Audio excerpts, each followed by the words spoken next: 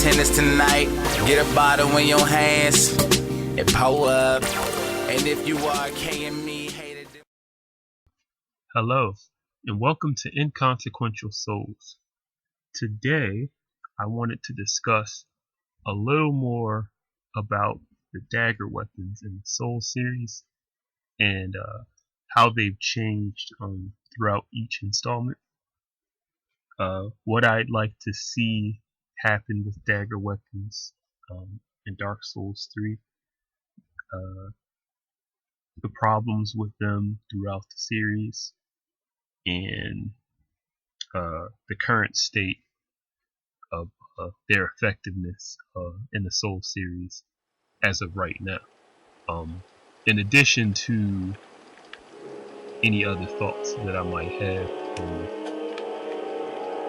pretty much adding to the previous discussion that I had on daggers. So, okay, I believe I made it pretty clear that I believe daggers are a little more superior, well, a lot more superior in Dark Souls 2 than they have been in the first Dark Souls. I think I might have briefly discussed Dagger Weapons in Dark Souls. Demon Souls. But there weren't that many of them, if I recall. It was maybe about several, and none of them I don't think were particularly great weapons. I think also that a meta for any type of chip damage weapon was kind of overshadowed by just doing massive damage, mostly because of I don't know, the rushdown gameplay in Dark. I'm sorry, I keep saying Dark Souls, but Demon Souls was pretty brutal. And so I guess daggers wouldn't have been all that effective unless you're a person who did a lot of parrying. But then if you put it in that perspective, you might as well just get something that does more damage. In addition, when considering dagger weapons, I don't want to call it lag, but the hit detection in Demon Souls as far as PvP was concerned was also kind of strange. So I don't know if there would have been any benefit to having a short-ranged weapon in Demon Souls unless it also did a ton of damage. And then lastly, in Demon Souls, chip damage wasn't really all that preferable because of the huge amount of healing items that were available. And I guess that's more so if you were putting it in the invasion perspective and not necessarily a duel. But I don't know, I make a general rule of thumb where if a weapon is only good for dueling, but you can't use it for invasions, then it's not a good weapon.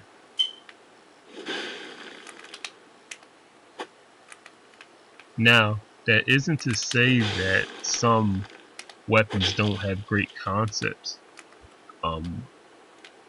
Two daggers that I can draw from that had really strong concepts but were unfortunately overshadowed by game mechanics were Priscilla's dagger and the Bandit's knife. Now, as I discussed previously, the weakness in both of those weapons were mostly based around exploits. Well, one of them was an exploit. Actually, there were several exploits. But I won't get into that. That's not what this discussion is about. It's just that even though those daggers had really strong concepts to really deliver, I would say, on the type of builds that they were intended for,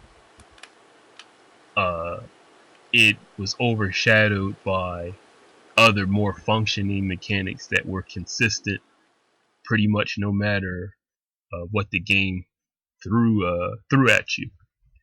And consistency, especially for high risk weaponry, is very important.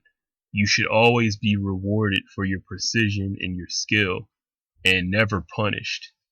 When you're punished for precision, and again, this is including like poise and the backstab exploits, lag, it really takes away from what those weapons could have been.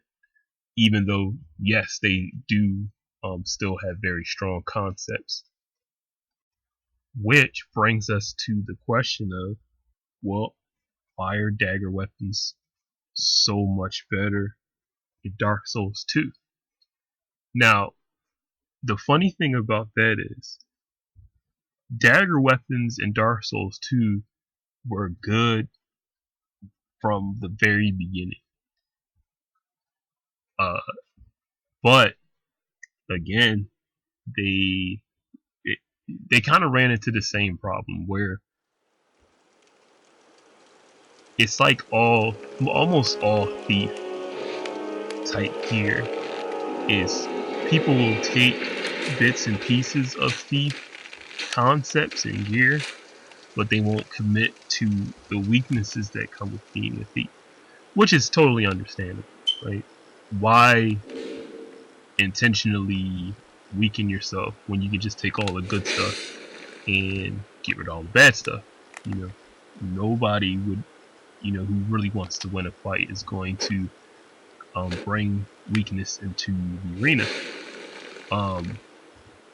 But that's just a flaw in design that has nothing to do with, I would say, risk versus reward, which should always be a thing in games like this.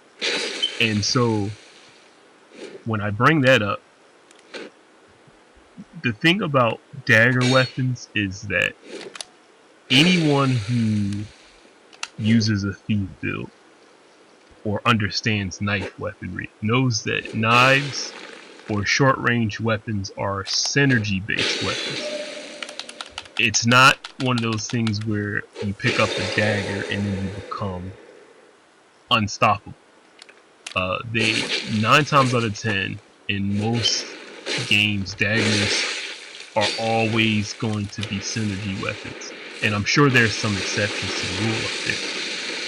But the thing with synergy weapons is they always depend on support. Now, daggers, for the most part, always have really high critical damage, and there's always a risk that a dagger user will run into a person who can nullify their ability to do critical.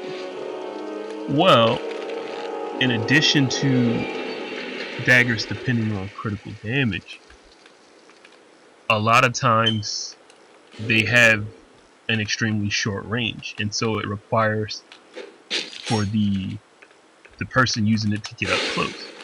Well, that's where the synergy weapons come in, or synergy gear. There should always exist other things that assist in a dagger user, or any type of weapon user that has an obvious disadvantage, like daggers having short range and relying mostly on crits because their regular attack damage isn't really all that great. There should be helpful tools and items that assist them in creating that range. like for example, your throwing knives, you know, your bows, your rewards for if you commit to using dagger for crits, some kind of mechanic that encourages you to keep doing it. All of these things should exist, and in Dark Souls 2, they did. Same problem. Exploits, mechanics, daggers ended up becoming this kind of novelty weapon because of its lightweight. A person would use it just for criticals and that's it, which is totally fine.